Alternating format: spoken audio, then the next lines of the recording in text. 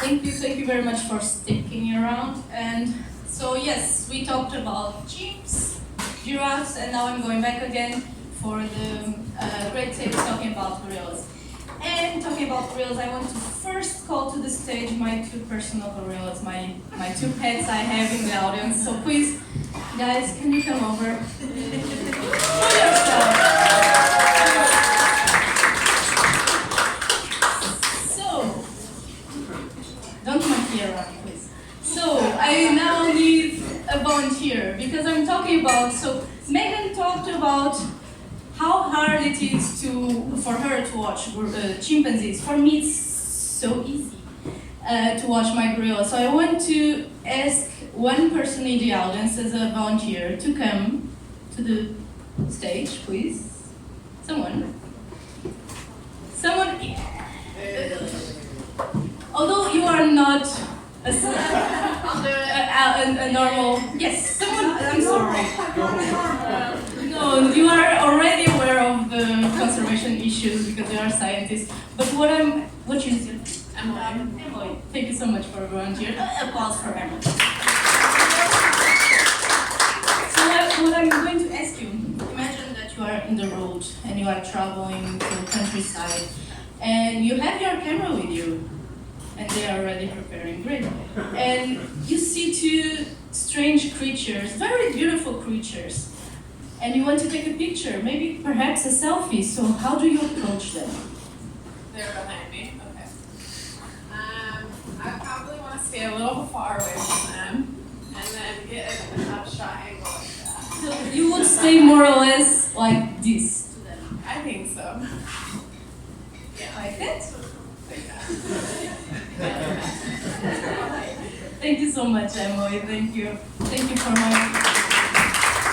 It's mating season, so they are a bit on edge, but anyways. So it's great to see that actually Emily didn't approach more than that, although that is already a bit close, but the stage doesn't allow us for some movement. But in fact, there are many people who don't take in consideration that kind of distance to the animals and even manage to get themselves in danger sometimes. This is a fake picture. However, and now in a more serious tone, many people have died because of selfies with animals, very close to animals. And actually you have in Wikipedia a page describing all the reports of people that died. And since 2014, 14 people have died only by shark attacks because of selfies. Okay, so it's quite impressive, bizarre, funny, and tragic at the same time. And the reason why is that we are very attracted to animals. Maybe because through all our evolution, we always get along with animals. We live in nature now, in cities, but so we develop this sense of getting to know animals, and we are attracted to them. And the thing is, we are attracted to some animals more than others. And why is that? Is anybody in the audience has an idea why do we like some animals more than others? Examples out of here. No, but why specific species? Okay, cute. What attracts you in the animal? I mean, do you prefer giraffes, chimpanzees, pandas, lions? A feeling of intelligence or something. So intelligence?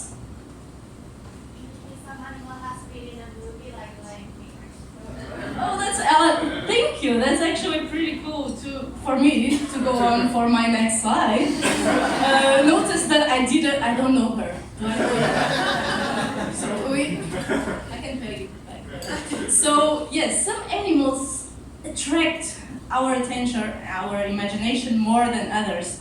The example here is mountain gorillas because I worked with mountain gorillas, so even myself, I'm more attracted to them. I don't know why. I don't know if it's because of King Kong and all the stories that we hear, all the movies that we see, or maybe even the movies about true stories like Diane Foster and Gorillas in the Mist. So I don't know if it's the imagination, the bizarre, the true stories, the tragic stories, or maybe because there are so few So mountain gorillas, you can only find them in 2 places in the world.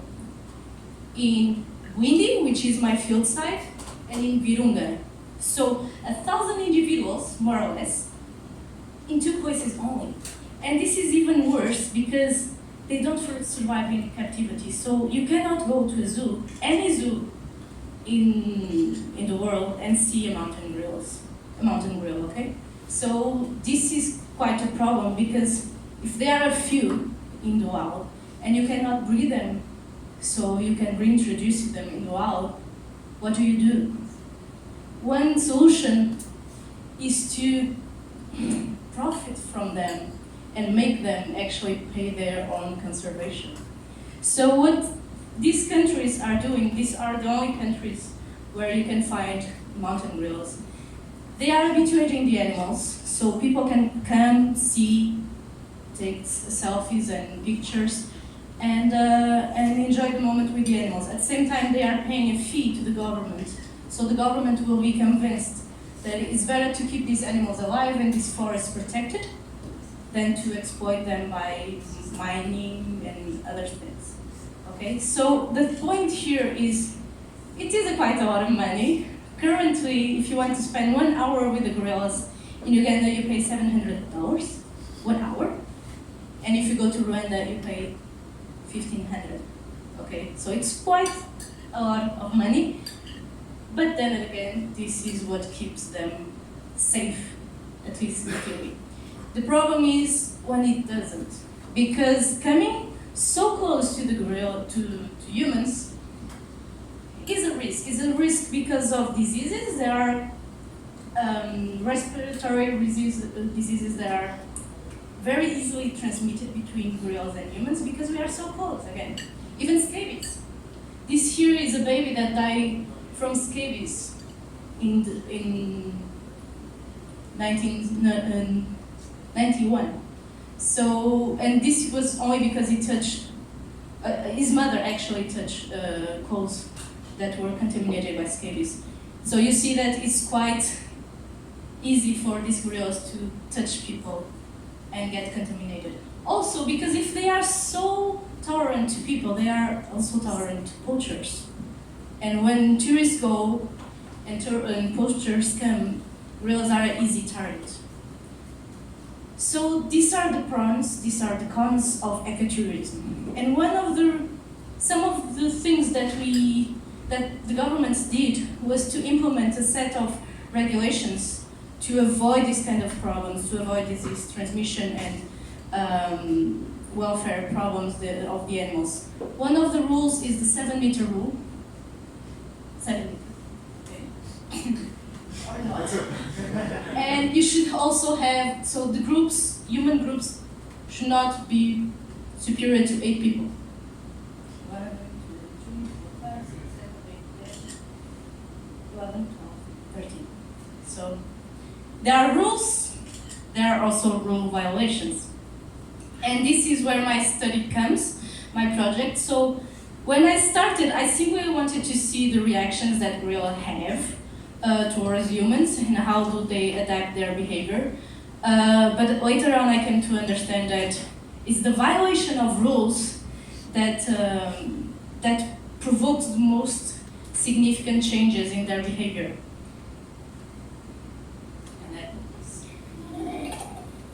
So what I do is I go to the field before the tourists arrive and I collect data.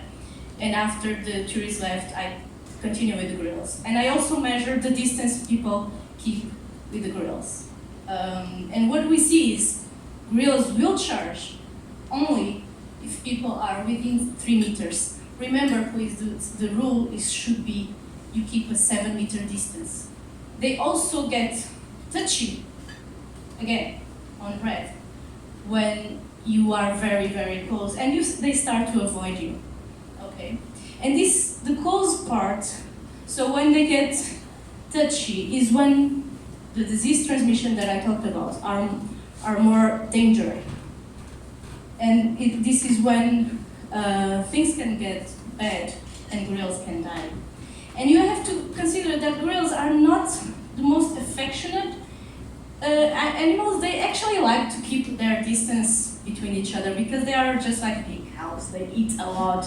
Their bellies are huge because they eat up to 25 kilos of vegetation per day. So to avoid competition between each other, they stay close. They stay somehow far from each other. The problem is, when you see them coming together, when you see actually significant change of them coming and affiliating, so grooming each other, seeking for physical contact, this associated with nervous scratching, you see that they are not enjoying fully their interaction with people. And this happens again when people get too close, okay? And also social play behavior is sometimes a way they cope. So if, of course, they always play, but if you see a peak of play behavior, it's probably a play behavior associated with stress.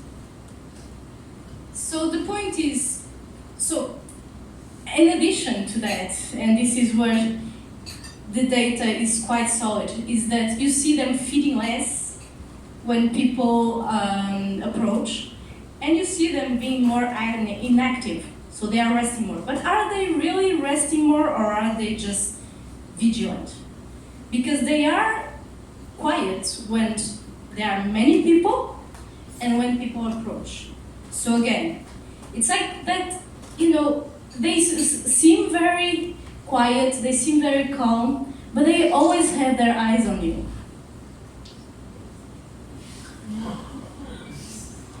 So again, it's not only danger for the animals themselves, it's also danger for humans. And the problem is, again, physical touch. But here I am talking about this, and you can Google it on YouTube and you'll find thousands of videos like this one. Or if you go on Instagram, you will see people taking selfies, very close selfies, and touching the girls.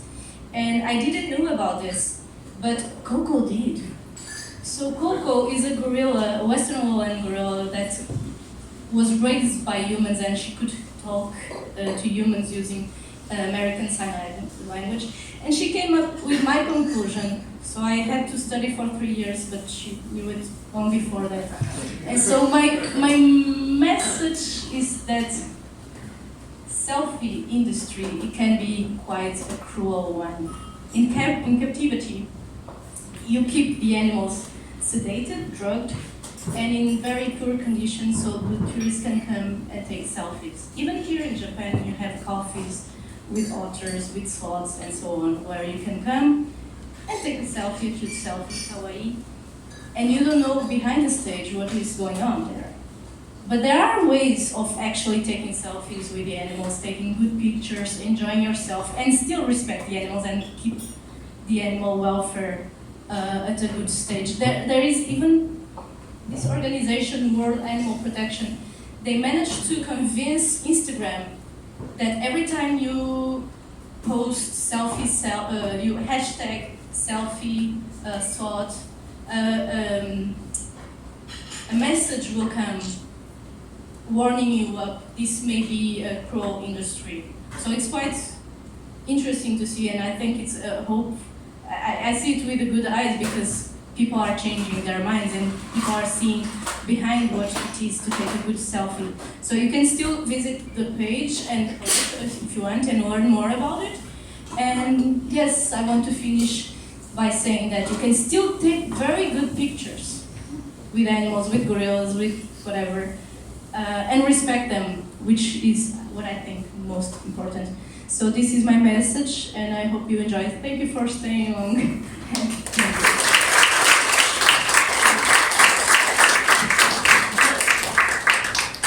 All right, the floor is open for questions.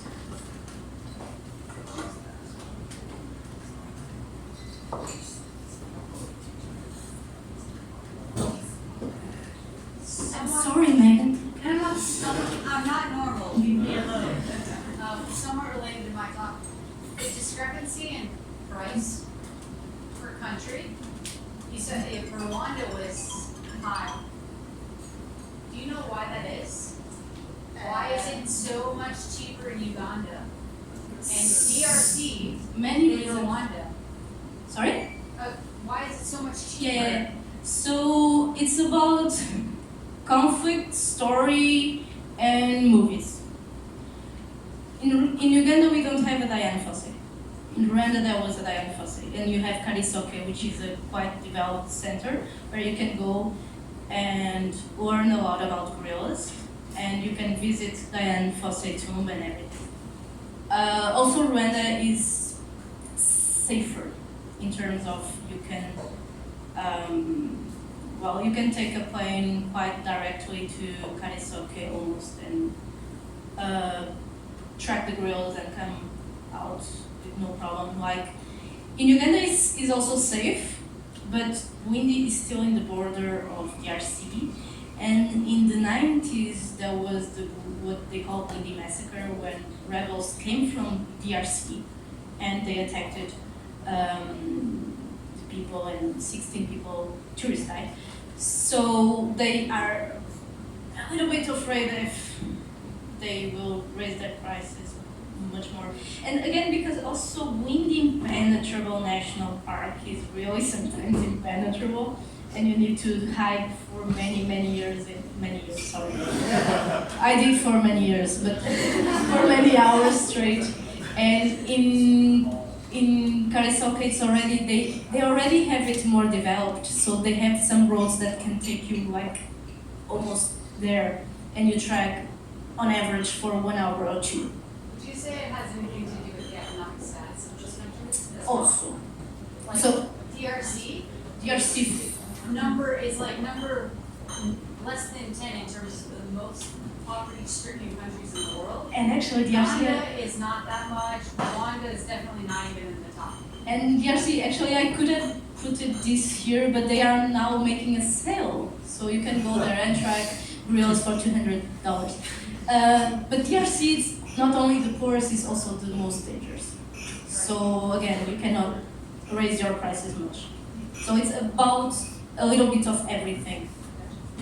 But I would say that Rwanda, Karisoke is much more developed, even for staying the night. Like they have more lodges and so it's easier.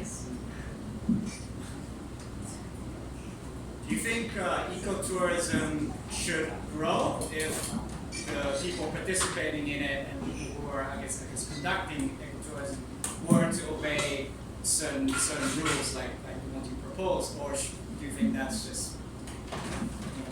I try to be positive. So I do think, so the point is, ecotourism, because gorillas cannot survive in captivity and they are only a few, is the only tool that you have to conserve the species. Unfortunately, you don't have any other tool. But you have to have it in a good way, in a sustainable way, like with the rules that you set, with the enforcement of the rules. Otherwise, you can go from having a very nice and naive business to a circus. And that is the point, and that is, for this presentation, I just make the fun of talking about selfies and so on, but what I'm trying to do is really presenting the scientific data to the governments to show the animals' welfare is compromised. You have even the tourist welfare compromised, and the huge disease transmission risk increasing. So hopefully to get them working on that.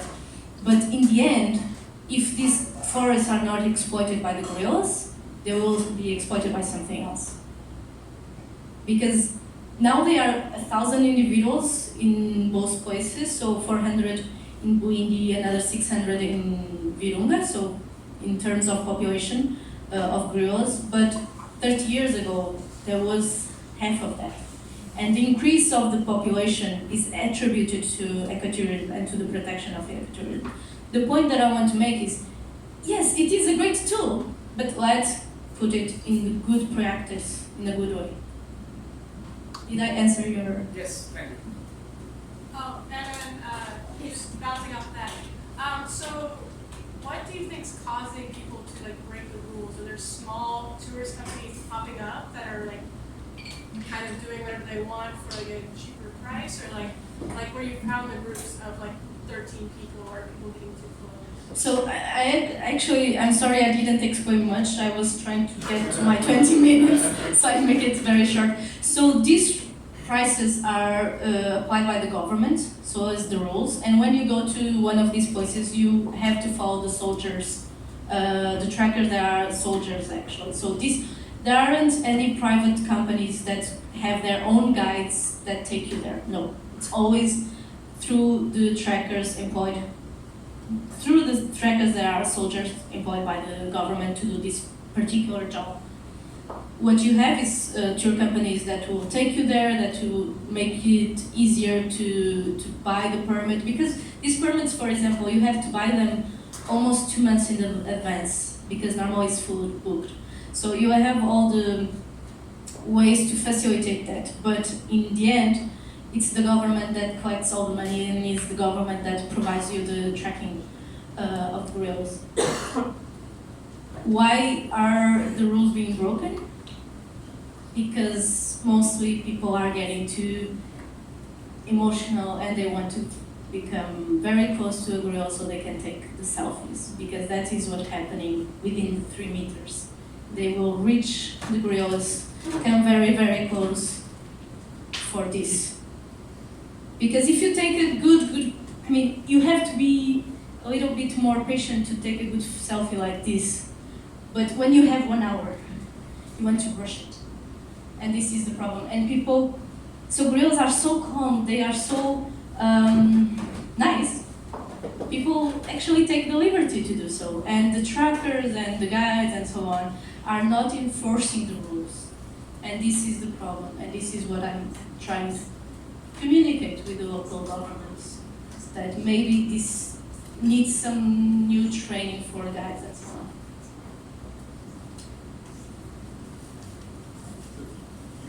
Worked there before the trees were coming and after, so you've met quite a lot of them. Yes. What would be the standard profile of these tourists eager to pay that huge amount of money to see the whales? Are they mostly professional wildlife photographers or very wealthy people who just want a thrill? Or You have a little bit of everything, of course, but majority, I would say, it's very wealthy people. Unrelated to wildlife, to conservation, to science, to whatever, just like people like you and me, normal, regular people, but with a quite good income. Older people, maybe because also young people don't have normally the same income that a person that has already a career, I don't know, I suppose. This is actually a very nice thing to look into. For now I focus on gorillas, but I would say that people unrelated to wildlife and healthy people and older people. And mostly from UK and North America. Uganda is a British colony, so maybe also because of that. Was British. Sometimes still thinks it is.